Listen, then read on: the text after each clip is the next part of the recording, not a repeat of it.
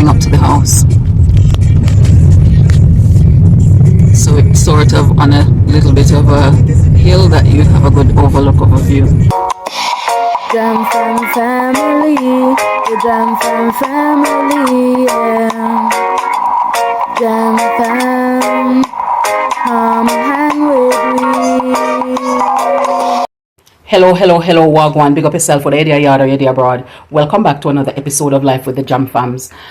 On this episode, we're just going to be showing you a few of the things that we've gotten up to and just give you a melting pot or a mixture of activities that we have been doing. I don't eat pumpkin in any way, shape, or form. If you boil it, bake it, roast it, make pie, any of those things, I'm not having pumpkin. However, there is one way that I'll actually have pumpkin, and that's how I'm going to do it now, because I harvested a pumpkin from a vine I have in my backyard, and in fine style, I'm going to try and make sure that I have some of it this time around. So this is what I've done. I've cut it up into bits, boil it, blend it. So this is it now in puree form. And so I'm just now going to use it to make my punch. So I've got all my spices here as per usual. My milk, my supplicant, my malta, vanilla, and the other spices. And so I'm now just going to make it and taste it. And then I'll let you know how it works out, because this is the only way I consume it. Now let's taste. Cheers.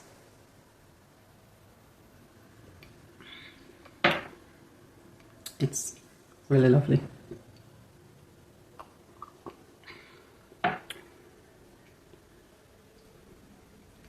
Have you ever had pumpkin punch before? If so, what are some of the things you put in there? And if you've not had it before, is it something you would try? Tell us in the comments below. I just realized actually how long I've got this token. So I decided today that I'm going to cash it in, and that's when I actually realized how long I've got it. So the token that I'm cashing in is my manicure pedicure token gift that I had from Kwanzaa. So today, of course, was my day that I'd planned and prepared my mind to cash it in. Where are you going? I'm going to get the letter. Okay, and so I'm going to just show you what my end result looks like. So first, the toes.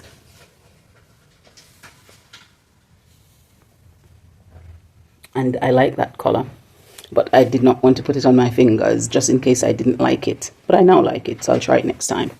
And there's the hand. Ooh. Awesome. And there's the other one. So I wanted this one plain. And that's that one again. So somebody is using me for a mannequin. Huh?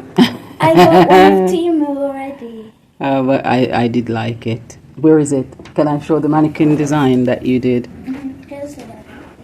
And this was my gift letter. So it had said that I had this, so it was all the way back from Kwanzaa, and I just cashed it in now several months later. And this was the mock-up design to begin with, and I liked the mock-up design, so I decided I'm going to take it on with a few modifications, and I'm quite pleased with the outcome and the result that I had. So I just want to say thank you. You're welcome. One more activity that we've managed to fit in. I appreciate you for doing it.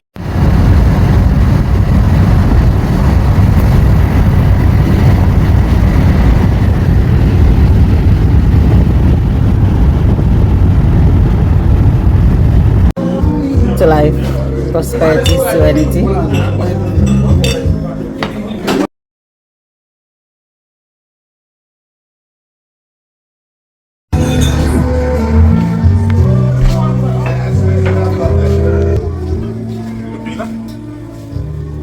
years.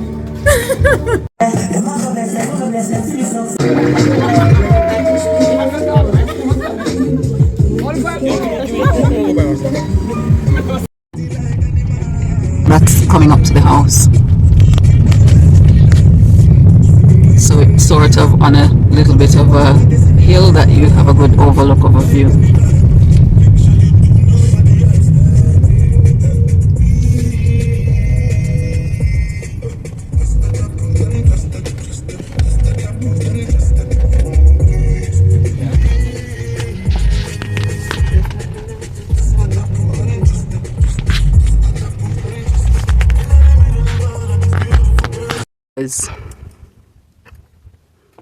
She wants to make sure that it is okay with everything.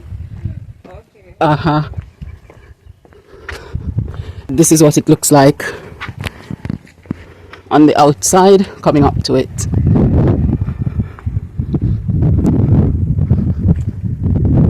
And that's the neighborhood. Look at that view from the veranda.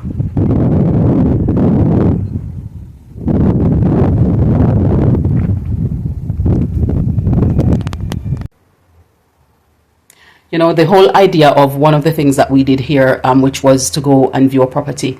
Of course, I went and viewed for somebody who had asked me if I could go and have a look at it for them.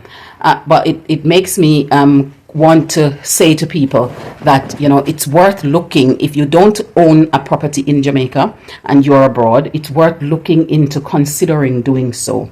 Because people might think that the housing market and the real estate market in Jamaica isn't doing as well as it might do in other countries, but I can assure you that it is growing just the same. You know, I know that when you look at certain developments, people will say, oh, those aren't being made for Jamaicans because look at the price of it and they're not affordable and things like that. But when you look at it comparatively, knowing that a lot of the materials that are used to build those houses are imported, and some of the things that are used for the finishing are also imported, and it might not be imported from the primary source of manufacturing, but also might have been imported from a secondary source, then you recognize that you know, the costs sometimes, of course, are over expensive and sound like they're overpriced. But that's the same in other countries where they're doing property development, where you walk in and you think, why are they selling it this expensively? However, we can understand that the industry is booming. And real estate is growing wherever you are, and Jamaica is no exception. And I know if I use for example, Richmond Estate or any of the other well-known estates, that people will say, oh, those properties were designed exorbitantly for returnee residents or for people who are expats and things like that. However, although those houses' prices look so expensive, people in Jamaica who are building their houses aren't building any little small thing. They are building massive, massive houses. And a lot of them, because of the terrain of the land in which they are building, a lot of them are building split level houses. And some of them are not just a ground floor and a floor above it. Some of them are doing 3 stories and more. And they are massive houses with lots and lots of bedrooms. Of course, some of that probably comes down to planning permissions and planning rights in certain areas, because in certain areas, though you can build a house of a certain size, on quarter acre, for example, you can only put one building. So as a result, some people just make their house and make it that size because they want that amount. And then what they do is they probably have self-contained apartments on it that they can then rent out, either to long-term rentals or lease it out for extended period, or do short-term, such as like Airbnb.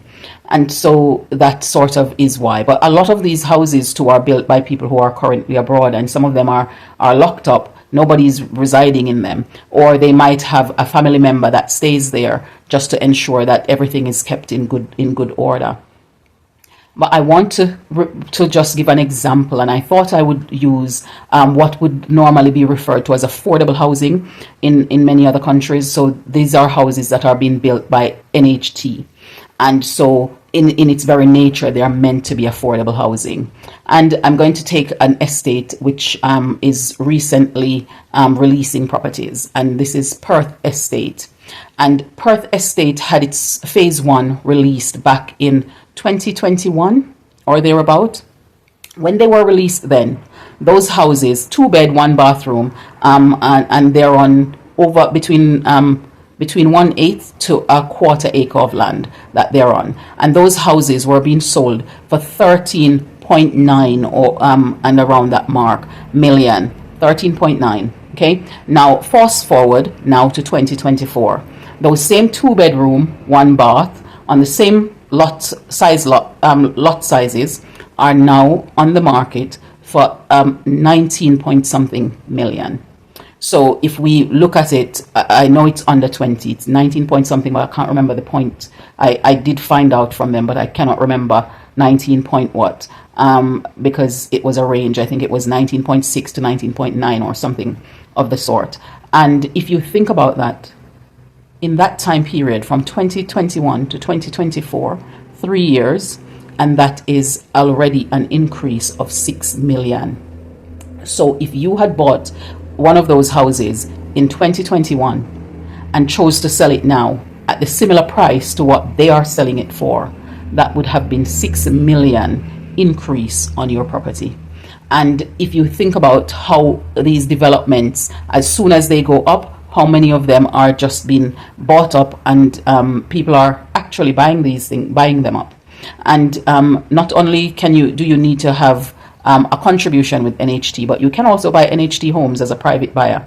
So it's worth looking into making sure. I'm just giving you that as an example. But I would suggest that, if you have the capacity to be able to buy one of those properties, and until you are ready and you are paying it down slowly, by the time you come back, you would have a house of your own that probably was earning you money whilst you're not here, if you're one of those people who are away. And then you could come back. It could be helping to pay itself down. And when you return, you would be able to have that to live in. It might even help you to expedite your plan of return, because you know where you're going to live when you do return. It's worth contemplating. If you think that that's something that would be worth you contemplating, tell us in the comments down below. But it would be good if we all seek to own a piece of Jamaica land we love. We walked into the park, and I just wanted to show you this beautiful rockery. I remember this plant. My maternal grandparents had them in their front garden, and I like these cactus that they have here. Look at this one, so gorgeous. A beautiful little scenery here just to sit back and enjoy.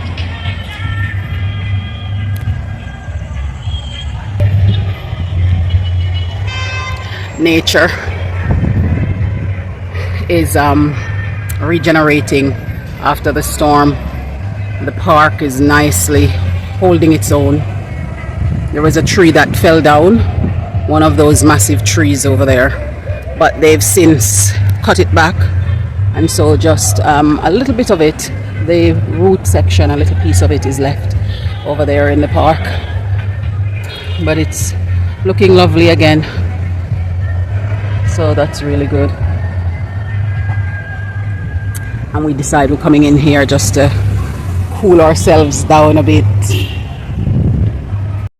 This is one of the wonders of living in Jamaica. If you can see over there, when you live in Jamaica, and you live especially in one of the elevated areas of the country, it is always such a wonder to see the majestic mountain peaks. When the cloud cover decide that it seems as though the sky is literally kissing the mountain peak, and that is always so fascinating, with the mist lifting off of it. And it's always amazing to know that even though Jamaica is an island that is known for its hot weather, you can be in a region where in one breath it's really warm, but you have days when it looks like this, and it's nice and cool, breezy, and at the same time you know that the temperature can get back to hot at any point. I mean, this morning it was really hot and sunny, and in the afternoon it just becomes this now, and this is early afternoon, and so it's nice and windy, the trees swaying from all of that wind, and all of the trees around you just help to aid with that cooling down process. It's just such a wonder. You know, those birds over there, I don't know if you can see them properly, but they're just mulling around. And what is it that your parents or grandparents used to say when you see them mulling around like that? What is it that's happening? Because I've heard lots of different reasons for it. So what are some of the reasons you've heard? Tell us in the description, in the comment section down below. Just tell us in this comment section down below what some of the things are. But that's what this landscape, this view looks like from our front yard today, as I come out to just enjoy some of this cool breeze that's blowing.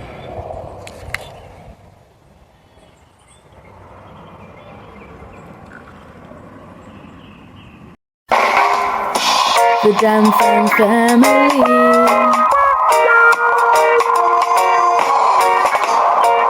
where living the good life. We're royal, cruising through the West Indies, having fun, enjoying the good life. Jam Fam family, the Jam Fam family, yeah. Jam Fam, come hang with me. The Jam Fam family,